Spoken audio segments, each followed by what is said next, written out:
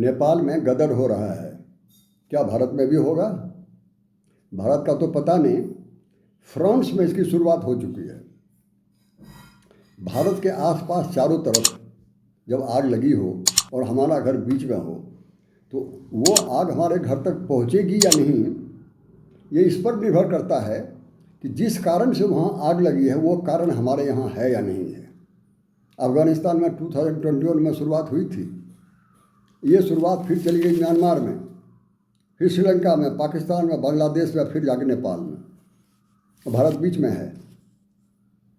कैसे हम जानेंगे कि जो नेपाल में हुआ भारत में उसकी पॉसिबिलिटी है या नहीं? हम जान सकते हैं कि वहाँ की क्या हालात है और भारत में क्या हालात है, इससे हमको अंदाज लग जाएगा। ग्राउंड रियलिटी में आपके सामने रखता हूँ, डाटा रखता हूँ, आप खुद इसका मूल्यांकन कर लीजिए, समीक्षा कर लीजिए कहाँ भारत खड़ा है। कहा जाता है कि नेपाल में जो हुआ है उसका सबसे बड़ा कारण है भ्रष्टाचार, करप्शन में नेपाल कहाँ है, भारत कहाँ है? 180 कंट्री में नेपाल 100 पोजीशन पर है, भारत 180 कंट्री में 96 पोजीशन पर है, सिर्फ 4 ही पॉइंट कम है भारत का। कहा जाता है दूसरा कारण है वहाँ पर बेरोजगारी, अनएम्प्लॉयमेंट में नेपाल 10.71% पर है, भारत लगभग आधा है, 5.6% पर है। इकोनॉमिक इनइक्वालिटी, आर्थिक विषमता में कौन कहाँ है? आर्थिक विषमता में Nepal is far better. Nepal में जो आर्थिक विषमता है वो 10% लोगों में सिर्फ 28% नेपाल की प्रॉपर्टी है। नेपाल की दौलत 10% के लोगों के हाथ में 28% है, भारत में 10% लोगों के हाथ में 66% है। आर्थिक विषमता बहुत अधिक है भारत में। फिर है पर कैपिटा इनकम, हर साल हर व्यक्ति के हाथ में कितने पैसे आते हैं? भारत में 2800 बिलियन डॉलर आता है और नेपाल में 1350 बिलियन डॉलर, लगभग आधा। पर कैपिटा इनकम नेपाल में बिल्कुल आधा है, भारत से डबल है भारत में। उसके बाद है ये ह्यूमन डेवलपमेंट इंडेक्स, इसमें आता है ये स्वास्थ्य की बात होती है, स्कूलिंग की बात होती है, शिक्षा, सारी चीज़ें होती हैं। 193 कंट्री में इंडिया जो है 130 पोजीशन पर है, 130।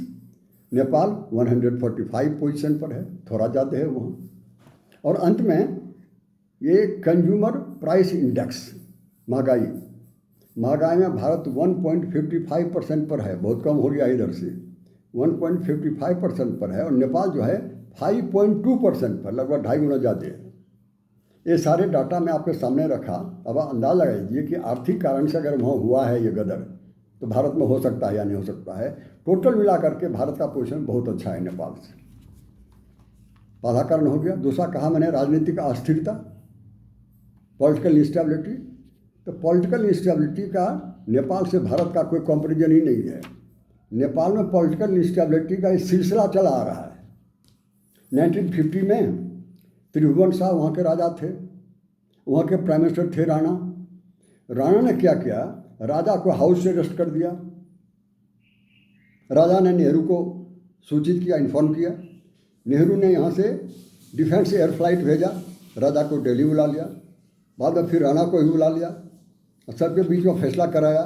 फैसला में ये हुआ कि राजा फिर से वापस जाके राजा बनेगा, राणा अब कभी भी प्राइम मिनिस्टर नहीं बन पाएगा।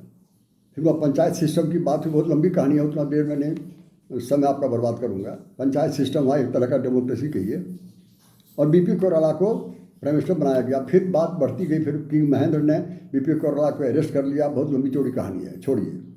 तो इसका सिलसिला है 2050 में ही मैंने बताया आपको।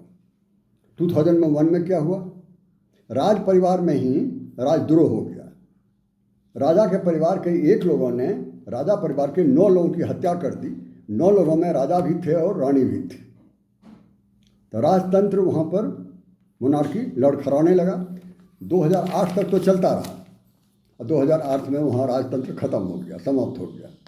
राजतंत्र खत्म तो हुआ, लेकिन साथ साथ जो दुनिया का पहला ये था हिंदू राष्ट्र, वो भी खत्म हो गया। पहला और लास्ट था वही।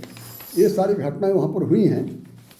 उसके बाद देखिए, तो 2008 में जब राजतंत्र खत्म हो गया, मोनार्की खत्म हो गई, डेमोक्रेसी आना चाहिए, नहीं आई, क्योंकि कॉन्स्टिट्यूशन ही नहीं बन पाया। 7 साल तक चलता रहा, बनेगा अब बनेगा, नहीं बन पाया। 2015 में बना, इलेक्शन हुआ, इलेक्शन में किसी एक पार्टी की सरकार नहीं बनी, इंस्टेंट आज उसकी कल उसकी सरकार टूटती रही, बनती रही। फिर देखिए 2022 में दूसरा इलेक्शन हुआ। ये 4 साल में 3 सरकार वहाँ बदल चुकी है। 2022 के बाद देववा की सरकार बनी, प्रचंड का सरकार बना, फिर ओली का बना 2024 में। यही वहाँ की कहानी है। जो भी हो, इस 3 साल के अंदर में, 4 साल के अंदर में 3 बड़े बड़े वहाँ पर स्कैम हुए हैं। इसका पूरा घोटाला हुआ है। 2022 में लैंड स्कैम हुआ जिसमें कि 54,600 करोड़ इन्वॉल्व है। 2023 में पहला कोऑपरेटिव स्कैम हुआ जिसमें 36,000 करोड़ उसमें इन्वॉल्व है। और फिर 2024 में ये ओली की सरकार के समय 69,600 करोड़ है इन्वॉल्व उसमें, वो दूसरा कोऑपरेटिव है। मनमोहन सिंह के खिलाफ भी हुआ था 2014 के समय में कि बहुत करप्ट सरकार है, लेकिन सरकार तो पराजित होगी मनमोहन सिंह की। जो सरकार आई वो आज तक प्रमाणित नहीं कर पाई कि मनमोहन सिंह की सरकार में करप्शन था भी या नहीं था, या सुप्रीम कोर्ट में ख़त्म हो गया या उसका कहीं प्रमाण नहीं मिला। लेकिन नेपाल में हालत दूसरी है और सचमुच का करप्शन हुआ, ऐसा कहा जाता है। नेपाल में गदर होने का एक दूसरा कारण हुआ। तीसरा कारण है एक्सटर्नल हैंड्स, बाहरी देशों का हाथ। नेपाल में गदर कराने में बाहरी किस देश का इंटरेस्ट हो सकता है? चाइना तो नहीं करेगा, क्योंकि जो ओली सरकार गई वो कम्युनिस्ट थी, तो वहाँ तो पॉसिबिलिटी नहीं है कि चाइना ने किया होगा। हाँ, ये हो सकता है कि अमेरिका ने किया हो। अमेरिका का जो CIA है और पाकिस्तान के साथ पाकिस्तान का जो ISI है, मिल करके जैसा किया बांग्लादेश में, यहाँ भी दोहराया गया हो कि चाइना के पक्ष की सरकार है उसको हटाओ। लेकिन कोई प्रमाण मेरे पास नहीं है। एक और बात इस समझ में कही जाती है कि लोग कहते हैं कि सिर्फ 24 घंटे के अंदर में ओली सरकार को समाप्त कर दिया, इतना बड़ा आंदोलन था। मैं कहना चाहता हूँ ये सिर्फ 24 घंटे की बात नहीं है। इस 24 घंटे में के पहले ही से शुरुआत हो चुकी है। अब देखिए 25 जनवरी को सोशल मीडिया को यूज करते हुए वहाँ के लड़कों ने बेरोजगारी भ्रष्टाचार के मुद्दे को सोशल मीडिया पर डालने लगा। सरकार परेशान होने लगी। 25 मार्च को एक आंदोलन हो गया और वो वायलेंट हो गया, 2 स्टूडेंट मारे गए। फिर 15 अगस्त को सोशल मीडिया पर प्रतिबंध लगाया, बैन नहीं लगा, थोड़ा सा थोड़ी देर के लिए मना कर दिया उसको। उसके खिलाफ फिर आंदोलन शुरू हुआ। पूरे नेपाल में सिर्फ काठमांडू में नहीं, सब जगह हो गया। 87 आदमी घायल हो गए उसमें। अब देखिए ये सारी बात चल, फिर 4 सितंबर को अभी पूरे 26 सोशल मीडिया को बैन कर दिया वहाँ की सरकार ने। लोग प्रवोक हो गए। प्रवोक होने का कारण हो गया आंदोलन बिल्कुल फैल गया। और 7 और 8 सितंबर आते आते तो बिल्कुल फ्री फॉर ऑल, कहीं किसी को कोई कहने वाला नहीं। इस पर मैं ज़्यादा नहीं बात करूँगा, समय नहीं बर्बाद करूँगा। आप सभी जानते हैं फिर क्या क्या हुआ, किस तरह से ओली सरकार वहाँ पर समाप्त हो गई, सारी कहानी है। अब ये एक सवाल उठता है कि कहा जाता है कि Nepal is very special for India. Why Nepal is so special for India? इसके कारण हैं। कारण ये है कि कहने के लिए तो ये 2 मुल्क है, दोनों के बीच में बॉर्डर है, सीमा है, लेकिन सांस्कृतिक रूप से बिल्कुल एक ही मुल्क दोनों है। इसका कोई और एग्जाम्पल नहीं मिलेगा। दूसरी बात एक है, इंडिया और नेपाल के बीच में जो सीमा है बॉर्डर 175 किलोमीटर की है, और ये बॉर्डर ओपन बॉर्डर है। आप नेपाल जाइए, नेपाल से लोग यहाँ आएंगे तो पासपोर्ट की ज़रूरत नहीं है। ये अजूबा है। भूटान और नेपाल के साथ ही ये फैसिलिटी सिर्फ है। चाइना के साथ भी है इसका बॉर्डर, कम है भारत से, 138 किलोमीटर है। वो ओपन बाउंड्री नहीं है जैसा इंडिया का है। ये हुआ है। जो भी हो, स्ट्रैटेजिक दृष्टिकोण से नेपाल भारत के लिए बड़ा सिग्निफिकेंट है, बड़ा इम्पोर्टेंट है। इसलिए सिलीगुड़ी कॉरिडोर वहीं पर है, सटा हुआ। सिलीगुड़ी कॉरिडोर की चौड़ाई सिर्फ 22 किलोमीटर है, नीचे बांग्लादेश ऊपर नेपाल। वही एक रास्ता है पूरे मेन स्ट्रीम जो इंडिया का है उसको नॉर्थ ईस्ट जाने का। नॉर्थ ईस्ट के 7 स्टेट, सिक्किम 8 हो गया, और नॉर्थ बंगाल। इस जगह अगर आपको जाना है सिलीगुड़ी होकर ही जाना पड़ेगा।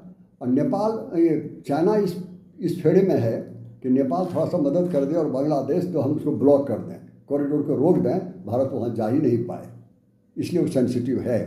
इसलिए मैंने कहा Nepal is strategically very very significant for India, इस कारण से। और एक और बात है, आप जानते हैं कि नेपाल भूटान की तरह लैंडलॉक्ड है। लैंडलॉक्ड का अर्थ ये हुआ कि सी रूट उसको नहीं है, समुद्र वहाँ नहीं है, लेकिन भारत ने उसको सुविधा दिया है इंटरनेशनल लॉ के अनुसार। हल्दिया पोर्ट है नेपाल में 400 किलोमीटर पर। भारत ने कहा कि आप बाहर का सामान मंगाइए हल्दिया पोर्ट पर, वहाँ से स्टोरेज फैसिलिटी आपको हम देंगे। अगर ऑयल तेल मंगा रहे हैं तो हम उसको आपको रिफाइनरी फैसिलिटी देंगे और सामान भेज देंगे। 1950 में जैसा मैंने कहा पहले कि राणा और राजा के बीच में झगड़े हुए थे, भारत ने फैसला करा दिया था, तभी एक एग्रीमेंट भी हुआ था जो कहते हैं 1950 ट्रीटी। ये इंडिया और नेपाल के बीच में वो ट्रीटी हुई थी। उस ट्रीटी के अनुसार उसके बाद फिर हुआ ये ट्रेड एंड ट्रांजिट ट्रीटी। उसके अनुसार सब सुविधा नेपाल को भारत दे रहा है तभी से। हालांकि नेपाल के साथ उसके बाद फिर चाइना ने भी कहा कि आप हमारे यहाँ से भी हमारा भी पोर्ट यूज कीजिए। उसका नज़दीक का पोर्ट है तियानजिन और शेंजन, लेकिन वो रास्ता बहुत ख़राब है, बहुत महंगा पड़ता है और हिली रास्ता है, इसलिए इंडिया को ही यूज कर रहा है नेपाल। ये सब कहानी है। और अब रही बात कि एक फिफ्थ बात, पांचवी बात, कि ओली सरकार जो है वो शुरू से ही चाइना के प्रभाव में रही है। वो भी कम्युनिस्ट, ये भी कम्युनिस्ट। उसने इसको उस्का दिया, प्रोवोक कर दिया कि भारत के खिलाफ तुम खड़ा करो परेशानी। तो उसने क्या किया कि काला पानी और लेपू लेप इसका फैसला हो चुका था, भारत का है या नेपाल का है। ये ट्रीटी हुई थी, सुगौली ट्रीटी 1816 में, ये हो गया था भारत का हिस्सा है। लेकिन चाइना के कहने पर कहा जाता है कि ये ओली सरकार ने क्या किया, ये मैप पर पब्लिश कर दिया कि ये काला पानी और लेपू लेक ये नेपाल का हिस्सा है। अब हो गई बात, बतंगर बन गई। पूरे सीमा पर चाइना के टेंट लग गए और दंगे होने लगे। बीच में शुरू हुआ था, हालांकि बंद हुआ बाद में। ये हुआ है। और अंतिम बात मैं कहना चाहूँगा, ये जो वहाँ हो रहे हैं गदर जो हो रहा है नेपाल में, ये सत्ता परिवर्तन के लिए है या व्यवस्था परिवर्तन के लिए है? It stands for change of government और for the system change. Government तो चेंज हो गया, ओली चले गए, अभी सरकार बनावे। अगर व्यवस्था परिवर्तन इनका उद्देश्य है तो क्या हो सकता है? हिंदू राष्ट्र खत्म हो चुका है, राजतंत्र खत्म हो गया है, फिर से वापस आएगा? कुछ लोग कहते हैं कि आ सकता है, मुझे नहीं लगता, क्योंकि 10-12 लोग ही वहाँ के पार्लियामेंट में ये राजा के समर्थक के लोग वहाँ पर हैं, इससे तो कुछ नहीं होने वाला है। आम लोग अभी भी बिगड़ा हुआ है वहाँ के राजा से। कहा जाता है कि हो सकता है भारत इसके लिए प्रयास कर रहा हो कि वहाँ पर फिर से हिंदू राष्ट्र हो जाए, फिर से राजा आ जाए। भारत की सरकार ये जरूर है कि हिंदू धर्म की राजनीति करती है, ये मुझे नहीं लगता है कि भारत की सरकार का ऐसा कोई इंटेंशन होगा। लेकिन जो हिंदू फैनेटिक हैं यहाँ पर, वो आगे बढ़ के कुछ कर रहे होंगे, इसका भी कोई प्रमाण मेरे पास नहीं है, लेकिन अगर हो तो कोई असंभव बात नहीं है। हो सकता है कि ये लोग किसी किसी कारण से कुछ कर रहे होंगे ताकि फिर से राजा आ जाए, फिर से वहाँ पर हिंदू राष्ट्र बन जाए। ये सारी बातें वहाँ पर होती रहती हैं। अब इतनी सी बात के बाद मैं अपना वीडियो समाप्त करता हूँ। Thank you each and every one of you.